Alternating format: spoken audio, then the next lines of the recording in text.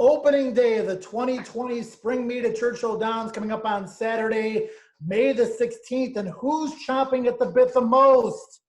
Ed DeRosa, James Scully, Scott Shapiro. I'm going to call it a three-way dead heat. Ed, we're going to start with you. When I talk about opening day of the spring meet, what's the first thought that comes to mind? Finally, it's the first thought that comes to mind that we get to be there. And I'll go with two other Fs, full fields. All right, Scott, what do you think? Yeah, the big field should mean, and high quality racing should lead to a ton of great wagering opportunities and hopefully a lot of significant payouts for all of us by meet's end. Well, we're going to talk about the fields. We're going to talk about the payoffs during the course of this video. James, anything to add? Yeah, I'll just say the same. We got 3 stake allowance races on Saturday, and all these stakes horses in those races. So it's going to be dynamite racing from top to bottom all meet.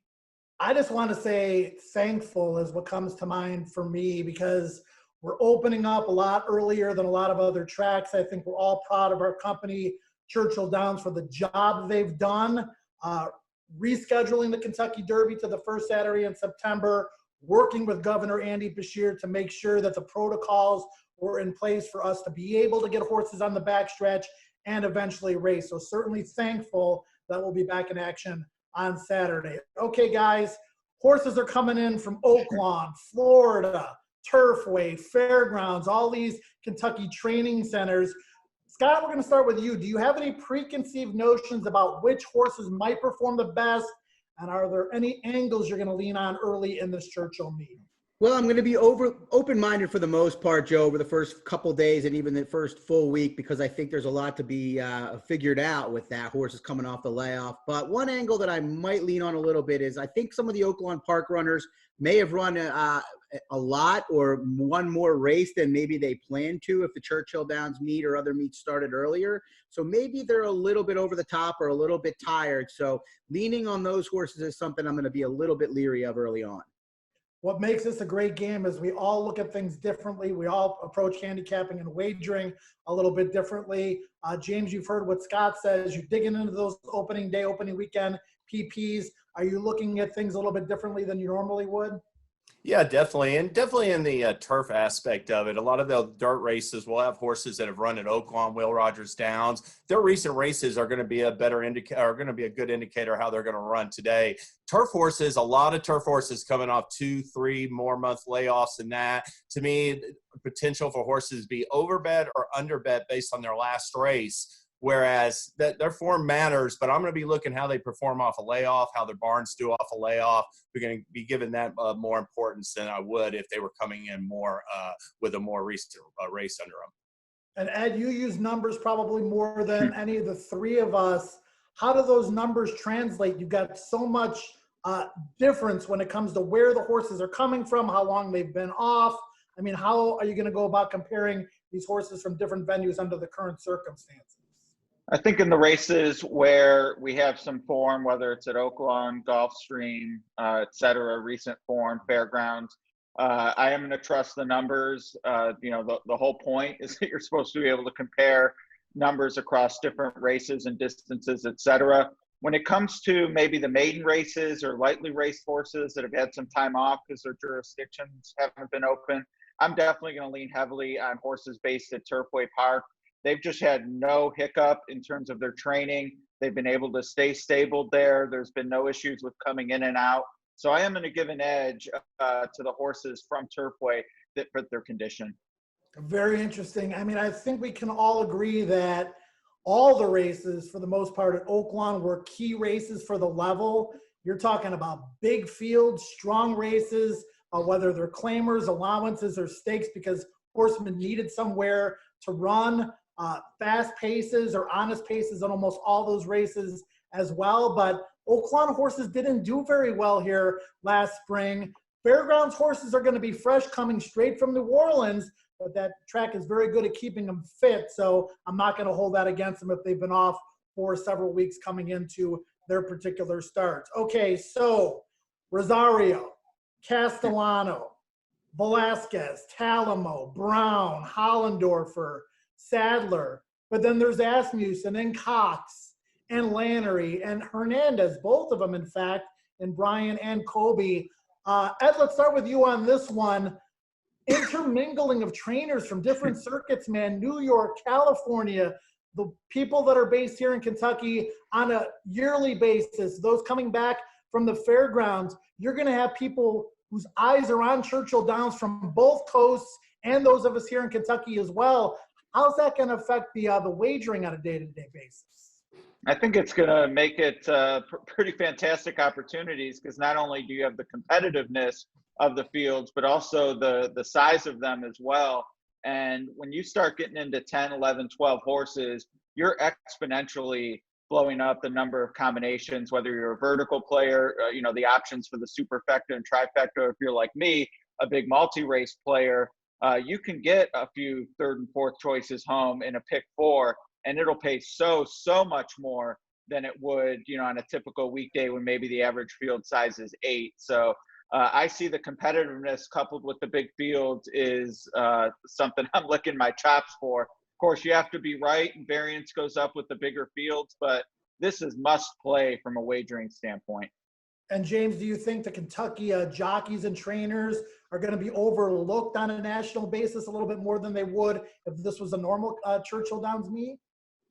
Yeah, I mean, for sure. I mean, you can just look at the November meet, which was 25 days. This is 26 days. And that meet, only Asmussen, Cox, and Ian Wilkes won more than 10 races. No other trainers won, more than 7, I believe. So those guys got a lot more competition coming in it. And I think Scott made a good point as well. Some of these trainers in the past in the spring meet have gotten off to slow starts that are coming in from Oakland, namely like guys like Ron Moquette. Brad Cox was 2 for 18 last year.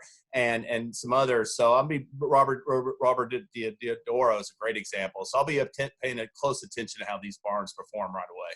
Yeah, Scott, I mean, you're familiar with the California circuit, a little bit more infusion of those kinds of horses. New York with Chad Brown having 24 stalls. Pletcher's got a bunch as well, and some other trainers that we're not familiar with as far as day-to-day racing here in Kentucky. How does it affect everything? Yeah, I mean, from a general handicapping perspective, it won't. But from a value perspective, and what I'll look to do is, first off, the jockeys you mentioned, Corey, Lannery, Brian Hernandez Jr. Normally, Corey, a guy that's going to get take money with almost any mount he's on. But with these other big-name Hall of Fame jockeys, Corey knows how to ride this course as anybody that's going to be here. So riding the Churchill Downs main track specifically, something he excels at. Not that the other guys aren't good, but I think he'll be much better value. And then you have trainers that point for this meet, even with the weird situations. And you have other trainers that have kind of called audibles in the situation. So I think it's a great opportunity to bet the locally based trainers and jockeys, Joe. 47 jockeys in the condition book alone, and a heck of a lot more riders that are on the program opening weekend that aren't even in the condition book until Indiana opens up in June and New York eventually opens up. This is what our colony is going to look like. You're going to see a lot of very good riders with 1 or 2 mounts on the entire day. Joel Rosario with the most mounts on opening day at Churchill Downs. Okay, 162 horses on the program for opening day. As James mentioned, that does include also eligibles. A lot of horses getting excluded that tried to get in certain races. We're going to have full fields, I would guess, virtually every day of this meet. James, we'll start with you. How does that affect your wagering on a day-to-day basis? Do you play the same wagers you usually do, or do you attack a little bit differently? Yeah, definitely going to have to adapt to, what we have in front of us. I mean, in the past, been able to lean on some barns, perhaps better like opportunities for singles and multi-race wagers. So definitely going to have to change your approach a little bit. You referenced it, Joe. It's like the top horsemen in New York and California and Florida are all going to be in Kentucky, at least for the first couple weeks of the meet. All right, Ed. Well, I think the theme might be you might not win as much, but when you do, you're going to win more. Would you agree with that? That's absolutely right. Yeah, 100%. And sort of a corollary to that is you can't be afraid of losing. And one of the mistakes I often make, with the bigger fields especially, is I think, well, I can't leave this horse off and I can't leave this horse. And you do that a couple times across 2 or 3 races and you're doubling the cost of your ticket. and you're adding horses that you don't really have a great feel for. You're just kind of thinking, well, I don't want to lose to this horse. With the bigger fields, it actually encourages me to plant my flag and find out where my key opinion is and then wager accordingly. So as daunting as it can be to single a 3-1 in a 12-horse field, I think in these situations, that's what you got to be willing to do. And hopefully in the other 3 or 4 legs, depending on the wager, you're against a couple favorites. And that's where the moonshots come in. So I'm going to practice what I preach and just have those key opinions. And sometimes it's a favorite you're against. Watch the Churchill simulcast for those.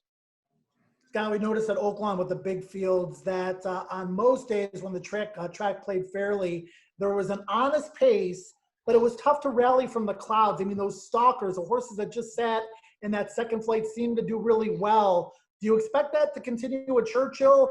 And you've got pick fives, 15% takeout, single 6 jackpot, which I think is one of the best bets in wagering. Are those wagers that you're going to focus on, or intra-race wagers with the big fields, are those as attractive to you as well? Yeah, good point about the trips that were most successful, Joe. Oaklawn, of course, speed always dangerous, but those middles, kind of stalking mid-pack trips, even saving ground, you're going to want to avoid those horses that are too far out of it and have to swing extremely wide. We know that's not a winning move, generally speaking, under the Twin Spires. In terms of wagering, I'm going to adapt a little bit with the size of fields like I tend to do for a real big day. I'm not going to be afraid to play more doubles, more pick 3s and more pick 4s, normally a big pick 5 guy, but I think it's going to be tough to avoid landmines in the pick 5. I want to only play those when I maybe have 2 strong opinions in the sequence and lean a little more on wagers that I might not be as excited to play with smaller fields and less competitive races. Yeah, you make great points. You could have great opinions in a pick 5 and miss one of them and wind up losing a lot of money under circumstances where maybe you should have won quite a bit. Okay, opening day, lots of spice added by the return of the champion Monomoy Girl.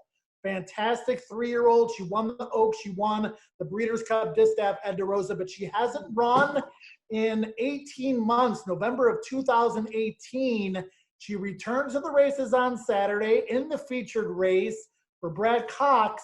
For or against, and why?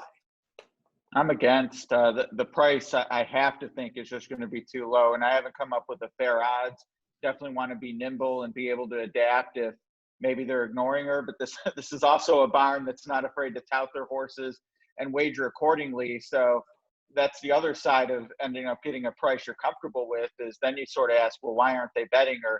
This is a long layoff. This is a filly. Yeah, I'm encouraged that they're bringing her back, but she didn't get a cupcake field. I have to play that she'll need a race at the expected price, which I'm thinking will be 1-2.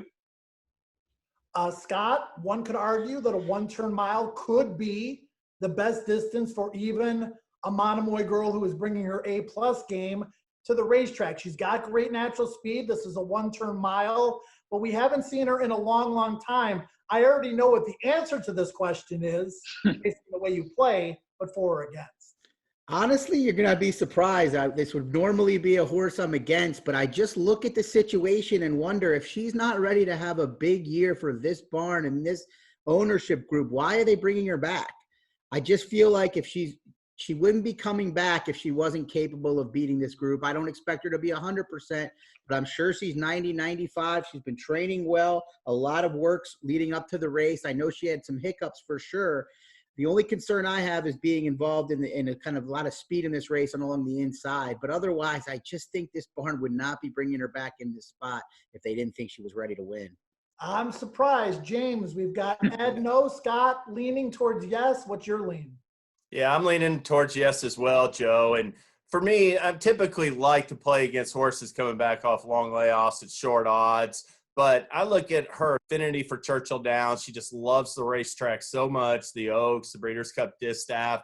And her 3 main rivals in the field, Fashion Faux Pas, Lady Kate, and Talk Boob to Me, have never won over the track. In fact, 2 of them, Lady Kate and Talk Boob to Me, have run disappointing performances under the Twin Spires. So I just don't see her being getting beat in that spot. I'm just going to watch it, but I will single Monomoy Girl in any multi-race bets. It's interesting because I think Monomoy Girl will be a big favorite in the win pool, but not so much in the multi-race wagers, where a lot of people are probably thinking the same way as Ed.